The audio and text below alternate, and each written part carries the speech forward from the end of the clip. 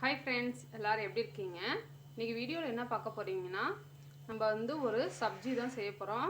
ஆலு பட்டாணி சப்ஜி. என்னென்னா உருளைக்கிழங்கு வச்சு நம்ம ஒரு சப்பாத்தி, புரோட்டா, பூரி இதுக்கெல்லாம் ஒரு சைட் டிஷ் தான் இன்றைக்கி நம்ம வீடியோவில் பார்க்க போகிறோம். வாங்க அதை எப்படி செய்யலான்னு பார்க்கலாம்.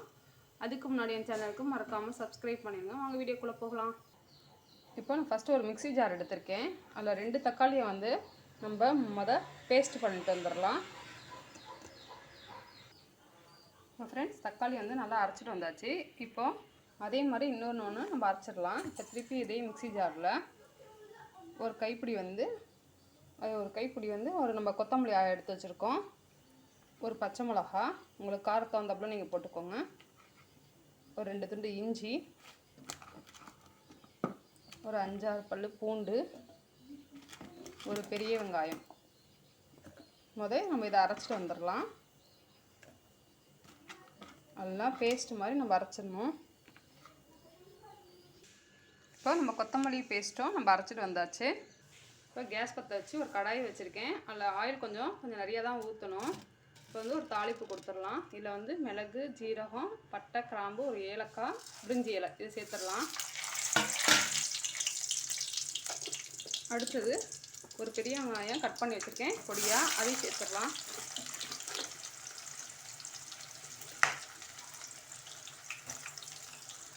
இப்போது வெங்காயம் நல்லா வதங்கிருச்சு. இப்போ நம்ம அரைச்சி வச்சுருக்க பேஸ்ட்டை சேர்த்துடலாம்.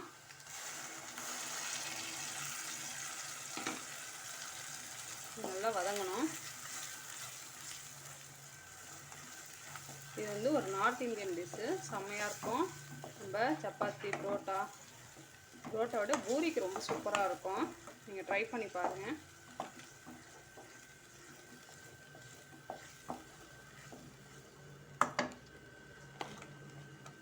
பச்சை ஸ்மெல்லாம் போகணும். இப்போ பச்சை ஸ்மெல் போயிட்டு நம்ம எண்ணெய்லாம் கரெக்டாக திரிஞ்சு வந்துச்சு பாருங்கள். இந்த ஸ்டேஜில் வந்து நான் ஒரு கப் பச்சை பட்டாணி எடுத்திருக்கேன். அதை சேர்த்துடலாம்.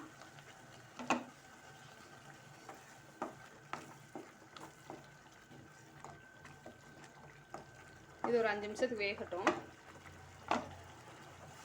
இதில் கொஞ்சம் இப்போ நம்ம அரைச்சி வச்சுருக்கோம்ல இந்த கொத்தமல்லி மிக்ஸி ஜாரில், அந்த தண்ணி கொஞ்சம் சேர்த்துக்கலாம்.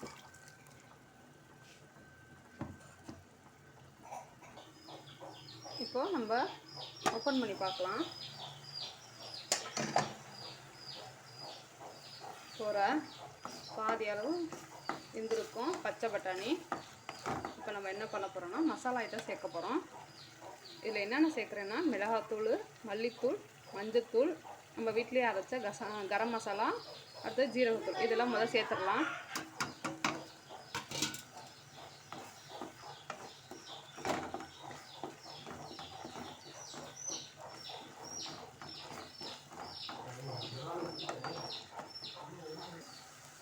இப்போ நம்ம அரைச்சி வச்சிருக்க தக்காளி விழுதையும் சேர்த்துடலாம். நான் இன்னும் உப்பு சேர்க்கலை.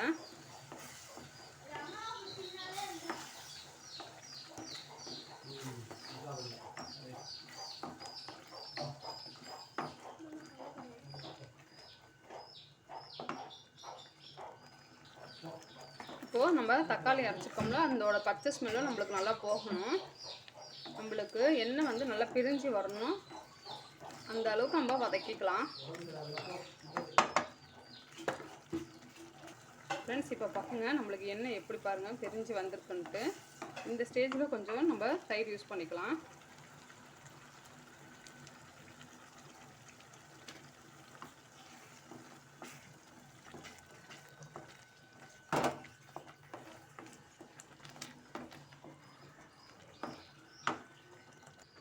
நான் வந்து 2 உருளைக்கிழங்கு வந்து பாயில் பண்ணி இந்த மாதிரி கட் பண்ணி எடுத்து வச்சுருக்கேன். நம்ம அதையும் சேர்த்துடலாம்.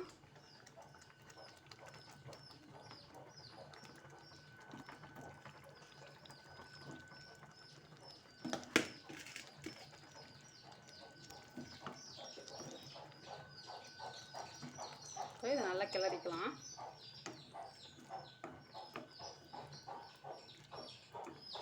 இப்போ கடைசியாக நம்ம உப்பு சேர்த்துக்கலாம்.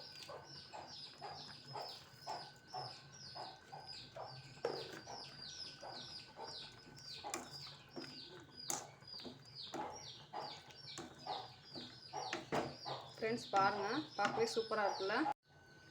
இப்போது நம்மளுக்கு தேவையான அளவு தண்ணி ஊற்றிக்கலாம்.